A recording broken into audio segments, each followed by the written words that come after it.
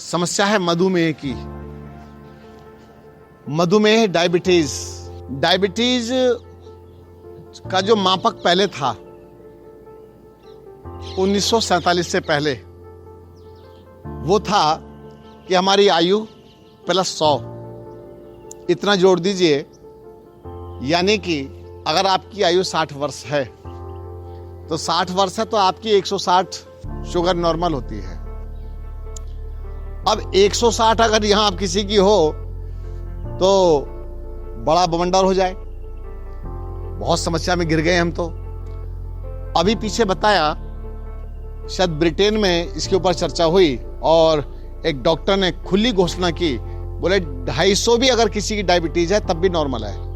ये उनकी बात बता रहा हूं।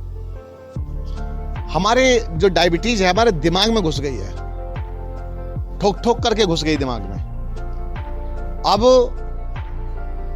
छोटे छोटे बच्चे डायबिटिक हो गए हैं, 2-2 साल के बच्चों को डायबिटीज है, इंसुलिन लेना पड़ता है, बताइए आप। और 10-10 वर्ष के बच्चे डायबिटिक हैं। अब डायबिटीज अगर ऐसी अवस्था में ये हो गई है, समस्या ये हुई है कि मान लीजिए आपको 120 चाहिए, 120 चाहिए तो आप अगर 25 हो गई तो बस आपकी दवाई चालू हो गई।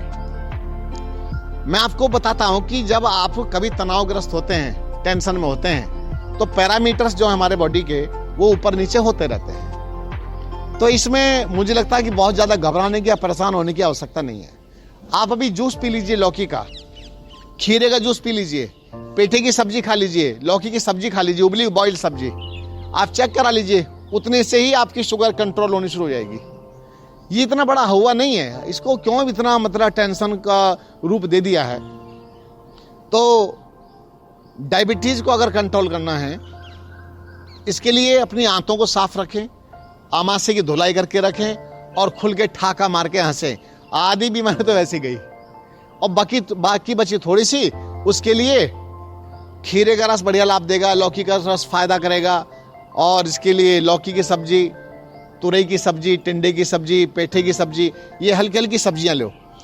पेड़ू संस्थान पर मिट्टी की पट्टी लगाओ, एनिमा से सफाई कर लो, क्योंकि पेनक्रियाज के ऊपर जब मिट्टी लगाई जाती है तो मिट्टी पेनक्रियाज को हल्का करती है, वहां से गर्मी को खींचती है। और गर्मी पेनक्रियाज की जो शांत होती है वो होती है लौकी के जूस से, बहुत तेजी से शांत हो जाती है। आप पानी की मात्रा कम ना करें, पानी भरपूर लेवें, तो आपको जो चीनी भी आ रही थी ना, पेशाब से शुगर आ रही थी, वो भी कंट्रोल होनी शुरू हो जाएगी। आप क्या करें, जैसे आम, बेल, जामुन के पत्ते, 2-2 पत्तों की चटनी हमने बताई थी। आम के पत्ते 2, बेल के पत्ते 2, बेल मतलब बेल पत्थर।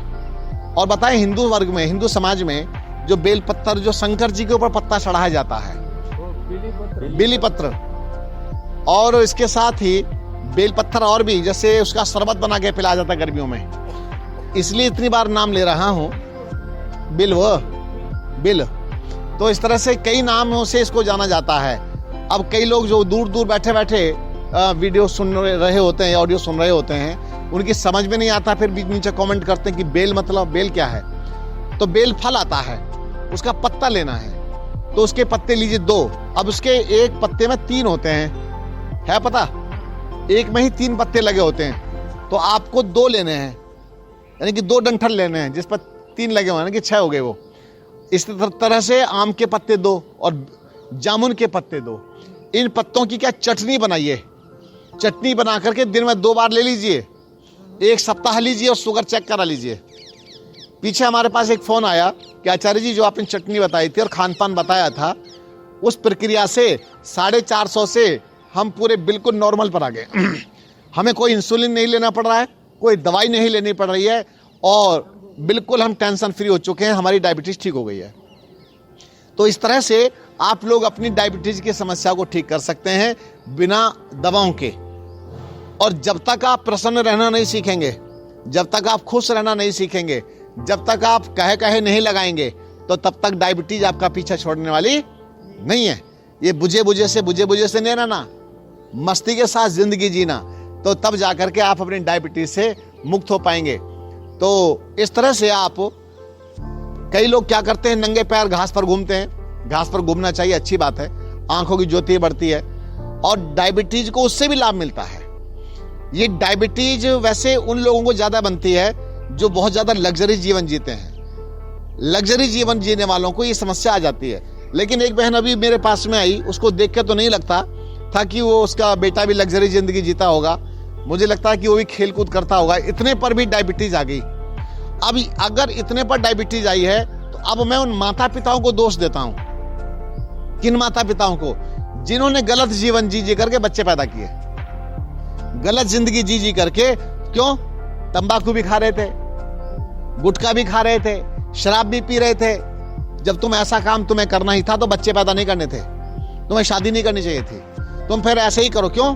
जब तुम ऐसी गलत जिंदगी जियोगे, कचरा खाओ, कूड़ा करकट खाओगे, कचरा खा खा करके शरीर को डस्टबिन बना लोगे, तो इसमें से जो बच्चे पैदा होंगे तो महाराणा प्रताप तो पैदा होने वाले नहीं, शिवाजी पैदा नहीं होंगे, भगत सिंह पैदा थोड़ी हो जाएंगे ऐसी अवस्था में। तो बीमार बच्चे पैदा होते हैं फिर।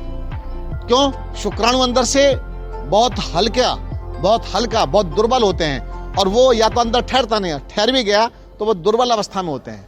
दूसरी बात, माता के गर्भ में ही उनको माँ गलत गलत चीजें खाती है, माँ गलत गलत आचरण करती है, तो उसका प्रभाव भी बच्चे पर आता है।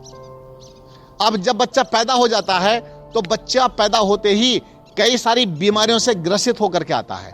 माँ जब बच्चा पेट में था उस समय माँ गलत खान पान कर रही थी, तब भी उसका प्रभाव बच्चे पर आ रहा था। माताओं को पहले दूध पिलाया जाता था, घी खिलाया जाता था और तरह तरह की बढ़िया बढ़िया चीजें दी जाती थी ताकि बच्चे का पोषण हो। माँ को नारियल खिलाया जाता था, सब नारियल खिलाया जाता था, नारियल का पानी पिलाया जाता था, इसी तरह की चीजें दी जाती थी और जूस पिलाया जाता था ताकि बच्चा एकदम स्वस्थ हो, बढ़िया हो। लेकिन अब ये माताएं, इनका क्या करूं मैं, जो कोल्ड ड्रिंक पी के बच्चे पैदा कर रही हैं, चाय पी के बच्चे पैदा कर रही हैं, कॉफी पी करके बच्चे पैदा कर रही हैं, पिज्जा बर्गर खा करके बच्चे पैदा कर रही हैं। तो इस तरह से ये बच्चे का जो निर्माण है वो पूरी तरह से प्रॉपर अवस्था में नहीं होता। इसी कारण से बच्चा बीमारी अवस्था में आता है और उसका पेनक्रियाज या हार्ट या लंग्स पूरा एक्टिव नहीं होता है, इसलिए वो फंस गया पूरी तरह से।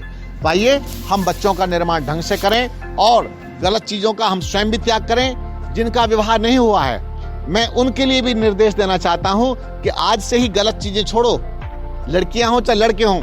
मैंने पीछे बताया था कि एक लड़की प्रतिदिन रात के 11 बजे कोल्ड ड्रिंक पी के सोती थी। बताइए, हमारे लोग दूध पी के सोते, वो कोल्ड ड्रिंक पी के सोती। उसकी शादी हो गई तो उसकी माँ ने पहले ही कह दिया, दामाद जी एक बात कहनी है। बोला हाँ जी, कहो माता जी, मम्मी जी बोलो। बेचारा बड़ा खुश, मम्मी जी कुछ कहना चाह रही है। बोले मेरी बेटी को रात को 11 बजे कोल्ड ड्रिंक पीने की आदत है, मना मत करना। बोला जी ना, नहीं मना करेंगे। उस बेचारे ने अपना हाँ भर ली। अब वो तो घर में आ गई। अब दूध पीवे ना पीवे, लेकिन कोल्ड ड्रिंक की बोतल पहले रखी रहे। उसके पति को 1 दिन हो गया, 2 दिन हो गया, 3 दिन हो गया, जब 5-7 दिन हो गए, प्रेम प्रसंग भी पूरा हो चुका लगभग। अब आ गया, अपनी ताव पर आ गया। बोले एक बात सुन भाई, शादी हुई है, 7 दिन हो गए, अब ये कोल्ड ड्रिंक कर दे बंद, नहीं तो होगा मामला खराब। मैं इतना टॉलरेट नहीं कर सकता और मैं इसको झेल नहीं सकता हूं। बोले मेरी मम्मी ने पहले बोल दिया था। बोले मेरी मम्मी ने आपसे पहले कह दिया था कि मेरी बेटी रात को ये कोल्ड ड्रिंक पीती है। तो उसने माना नहीं। इस पर बहुत झगड़ा हुआ, बहुत तनाव हुआ। अंततः उनका आपस में संबंध विच्छेद भी हुआ। उसके बाद में उस लड़की के फाइब्राइड बन गए बहुत ज्यादा मात्रा में अंदर यूट्रस में, और उसकी दुर्गति हो गई। वो लड़की अब ना इधर की है ना इधर की है। तो मैं आपको ये बताना चाहता हूं कि बच्चों को गलत आदतें मत डालिए ताकि इनको डायबिटीज आदि की समस्या ना बने। और जो आपको पता है, कुमारी लड़कियों को ये फाइब्राइड बन रहे हैं, ये अंदर रसोलियां बन रही हैं यूट्रस के अंदर, ओवरी के अंदर। ये बन क्यों रही हैं? क्योंकि गलत खान पान, गलत जीवन शैली से उनका सारा का सारा सिस्टम डैमेज हो गया है और अंदर डस्ट यानी कचरा इकट्ठा हो गया है। तो इसलिए अगर आप अच्छी जिंदगी नहीं जिएंगे, तो बढ़िया जिंदगी नहीं जिएंगे, तो मुझे लगता है कि आपके पास में कोई रास्ता है ही नहीं बचाव का।